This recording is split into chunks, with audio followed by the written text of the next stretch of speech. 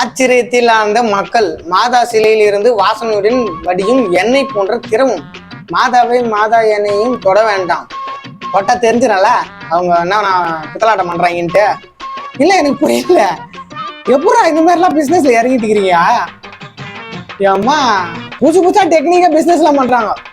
இல்ல எனக்கு என்னன்னா, இந்த மாதிரி மாதா சிலையில இருந்து ஆயில் ஊத்துது அப்படின்னா எப்படியாவது எவனா கண்டுபிடிச்சின்னா ரிசர்ச் பண்ணிருப்பான். தெரியும் இதெல்லாம் ஒரு ஃப்ராடு, இதெல்லாம் ஒரு பித்தலாட்டம்னு சொல்லிட்டு. அதனாலதான் இதெல்லாம் அப்படியே விட்டாங்க வாட்ஸ்அப் நியூஸ் மாதிரி. என்ன திரவம்னு எனக்கு தெரியலையே, எப்படா இதெல்லாம் சாத்தியம்? அது ஒண்ணும் இல்ல, அங்க இருக்கிற மக்கள் இருக்கிறாங்க இல்லையா, மாதாவை நம்பி இருக்கிற மக்கள் எல்லாரையும் ஏமாத்தி ஒரு வியாபாரத்தை போட்டுடலாம் அப்படின்னு சொல்லிட்டு தான் இந்த வேலை. வியாபாரம் நுணுக்கம், சரிங்களா? பார்த்து இருந்துங்க. எவ்வளவு என்ன வடியுது. சரி சரி, நீங்க பண்ணுங்க, அடுத்த வியாபாரம் சொல்லுங்க. பாவம் மாட்டின்னு முழிக்கிறாங்க மாதா உங்ககிட்ட. தூக்கி டபால போட்டு அடிச்சு வித்து தள்ளுற வேண்டியதுதான்.